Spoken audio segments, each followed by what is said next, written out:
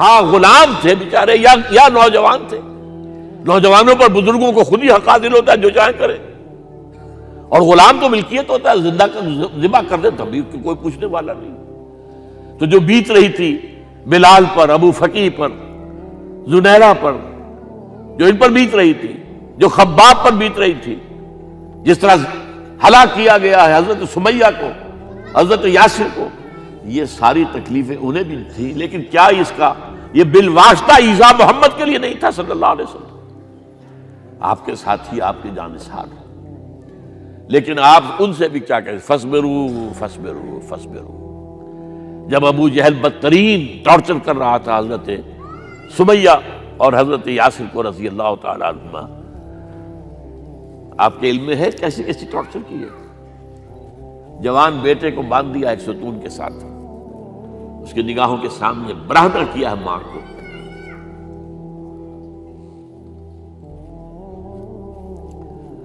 ہاتھ میں ایک مورتی ہے. جب تنگ آ گیا، ستا کر تنگ کر کے مار مار کے حضرت سمیہ ٹس سے مس نہیں ہو رہی. کہتا ہے تم ایک دفعہ کہہ دو سمیہ کہ ہاں اس مورتی میں بھی کچھ ہے، میں تمہیں چھوڑ دوں گا. انہوں نے تھوک دیا، برچھا مارا ہے شرمگاہ کے اندر.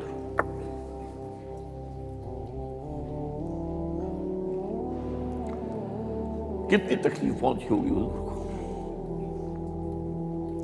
لیکن آپ گزر رہے. اصبروا یا آل یاسر فإن موعدکم الجنہ. اے یاسر کے گھر والوں صبر کرو، تمہارے استقبال کی تیاریاں ہو رہی ہیں جنت. یہ سیرت کوئی بناتا سناتا ہے، یہ سیرت.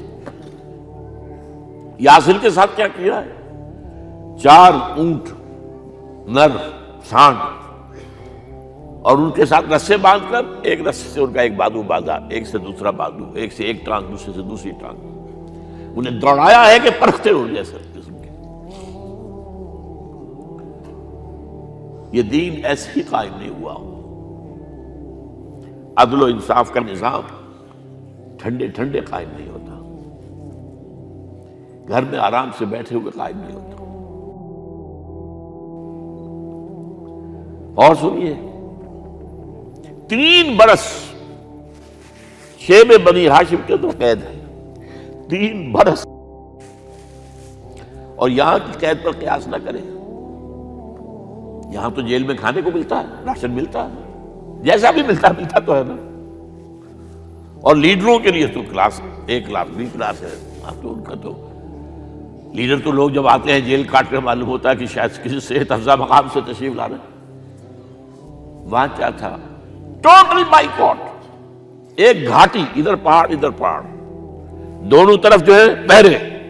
کوئی کھانے پینے کی چیز اندر نہیں جائے گی.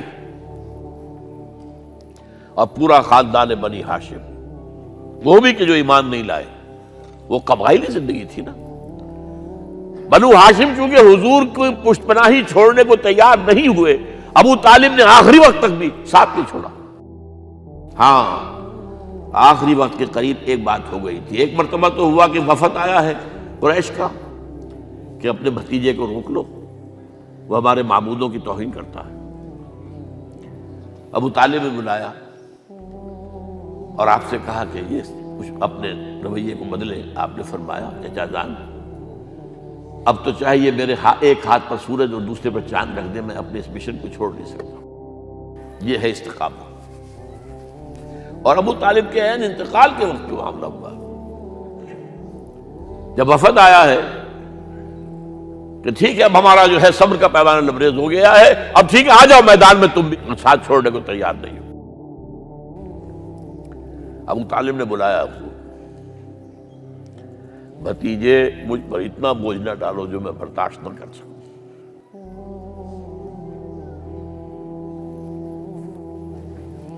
حضور کی آنکھوں میں آنسو آ گئے.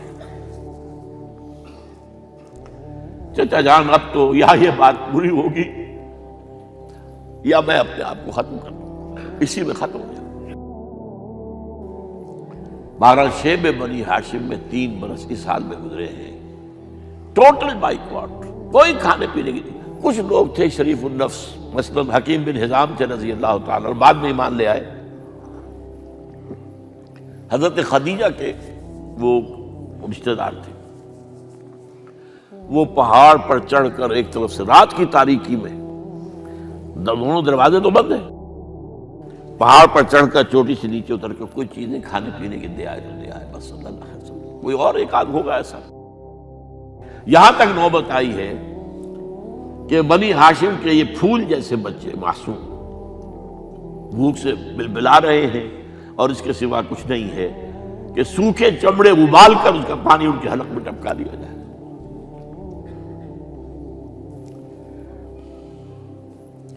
اور جو ہوا وادی طائف میں، جب مکے والوں نے فیصلہ کر لیا کہ آپ قتل کر دو، ابو طالب بھی فوت ہو چکے ہیں، اب کوئی اندیشہ نہیں، کوئی خانہ جنگی شروع نہیں ہوگی، کوئی انٹرا ٹرائبل وار نہیں ہوگی، تو آپ طائف گئے ہیں۔ شاید وہاں کے 3 سردار تھے بڑے، اور یہ طائف اصل میں قریشی کا سمجھیے کہ یہ ان کا گرمیوں کا یہ صحت افزا مقام تھا۔ یہ تمام جو سردار تھے مکے کے، ان کی جائیدادیں وہاں تھی، باغات تھے،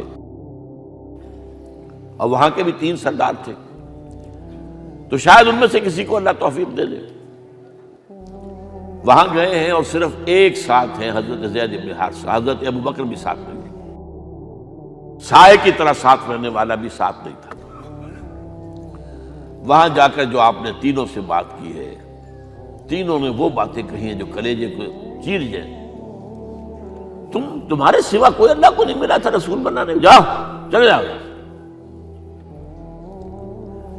ایک کہتا ہے فوراً چلے جاؤ یہاں سے، اس لیے کہ ہو سکتا ہے کہ تم سچے ہو تو کہیں میں تمہاری توہین نہ کر دوں، اور یہ بھی ہو سکتا ہے تم جھوٹے ہو تو جھوٹے کو میں منہ نہیں لگانا چاہتا۔ 3 دن کی یہ سختی، اور اس میں کیا ہو رہا ہے، اسٹریٹ ارچنز جو کہلاتے ہیں ہمارے یہاں، ٹھوکرے گلیوں کے، انہیں اشارہ کر دیا ذرا ان کی خبر لو، اب وہ پتھراؤ کر رہے ہیں۔ جیسے ہمارے ہاں کوئی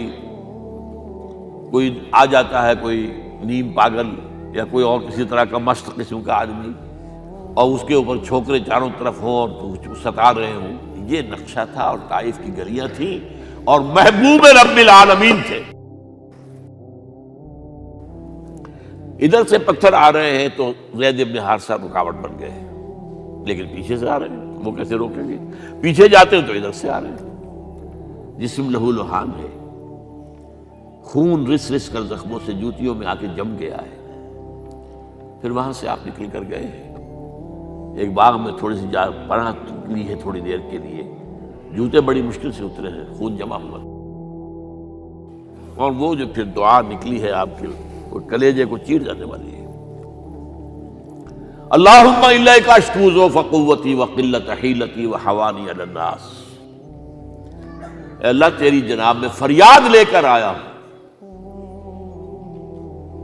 اپنی قوت کی کمی کا، اپنے وسائل کی کمی کا، اور لوگوں میں جو رسوائی ہو رہی ہے۔ الی من تکلنی الی بعید یتجہمنی او الی عدو ملکت امری، مجھے کس کے حوالہ کر دیا ہے؟ مجھے دشمن کے حوالے کر دیا جو چاہے میرے ساتھ کر گزرے۔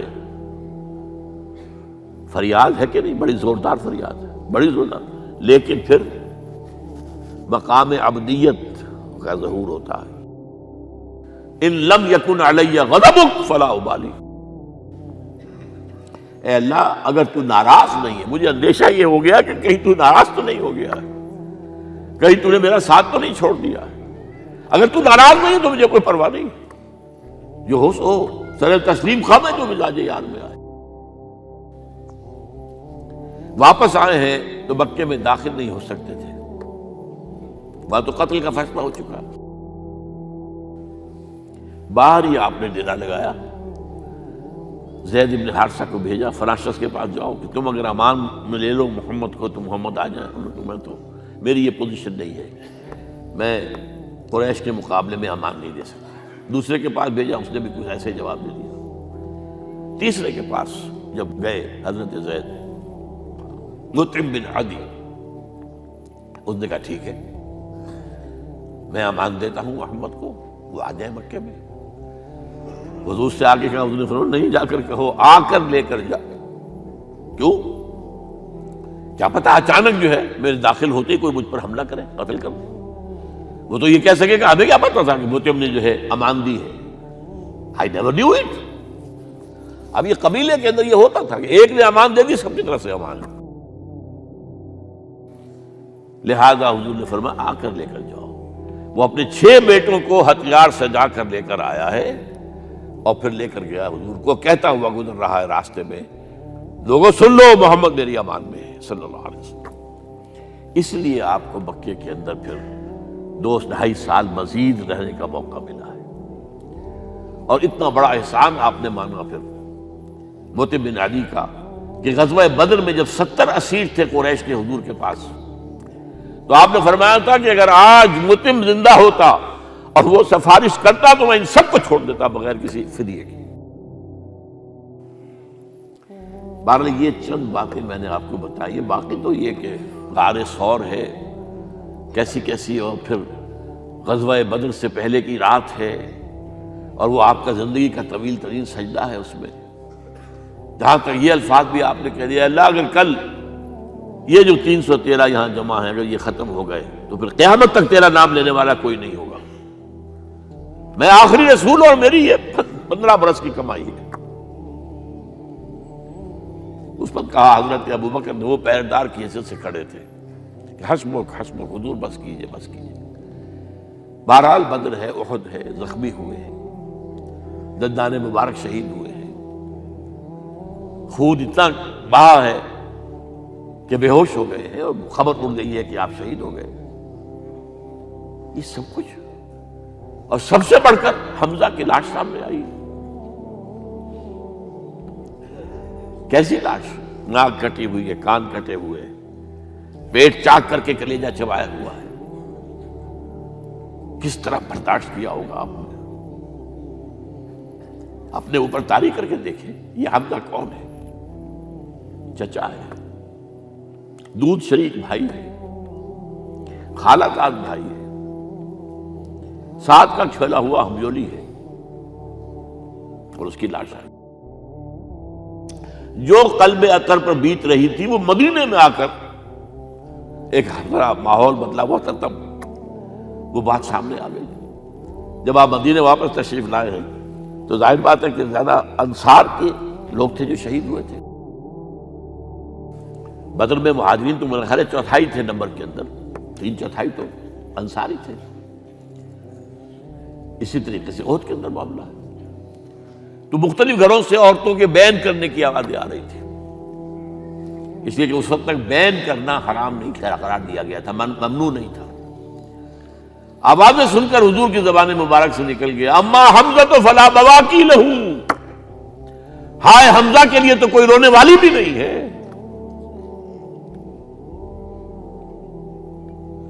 اس پر پھر صحابہ نے، انصار نے اپنے ہاں کی خواتین کو حضرت صفیہ کے ہاں بھیجا، وہ سگی بہن تھی، وہاں انہوں نے جا کے یہ بھی تعزیت کی بہن کی۔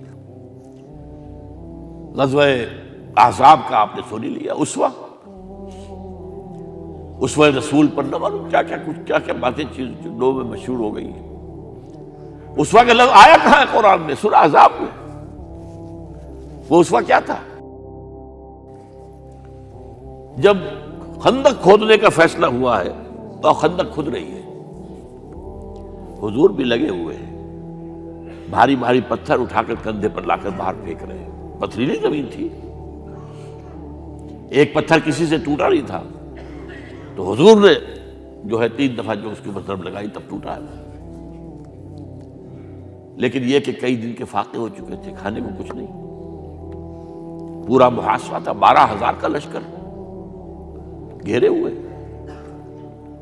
یہاں تک کہ آپ کو معلوم ہے کہ گھروں کے اندر بیت الخلا تو نہیں ہوتے، باہر جاتے تھے قضاء، اس کا کوئی امکان نہیں۔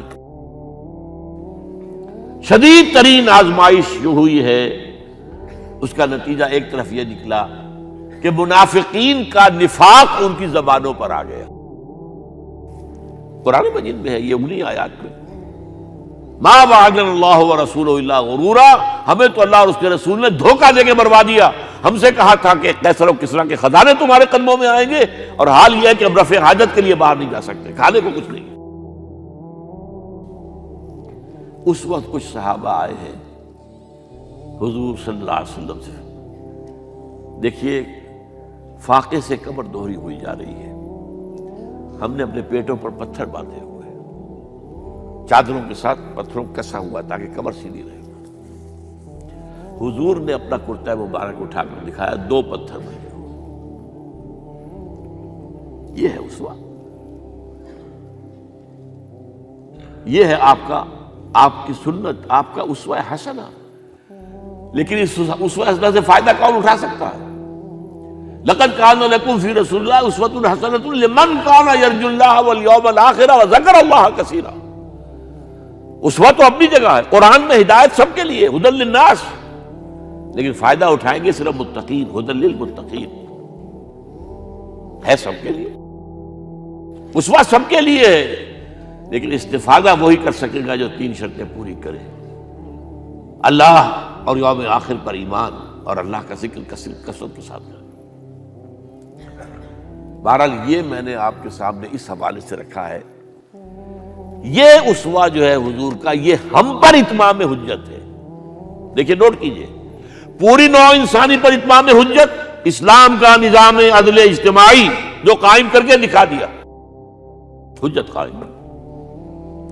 اسے انگریزی میں کہتے ہیں اٹس ڈویبل، کیا جا سکتا ہے، یہ کام ہو سکتا ہے، اس لیے کہ زمین پر قدم بقدم چل کر یہ انقلاب آیا، محنت سے آیا، مشقت سے آیا، ایثار سے آیا، قربانیوں سے آیا، تکلیفیں جھیل کر آیا، صبر و مصابرت سے آیا، استقامت و مقاومت سے آیا۔ یہاں پر معجزوں کی کار فرمائی نہ ہونے کے برابر ہے۔ یہاں دھوپ سے بچانے کے لیے کوئی اللہ نے صاحبان نہیں دیا، ظل اللہ علیکم الغمام، اور بھوک سے بچانے کے لیے من و سلوہ نازل نہیں ہوئے۔ غزوہ تبوک میں ایسا بھی ہوا ہے کہ 3 مجاہدین کا 24 گھنٹے کا راشن ایک کھجور،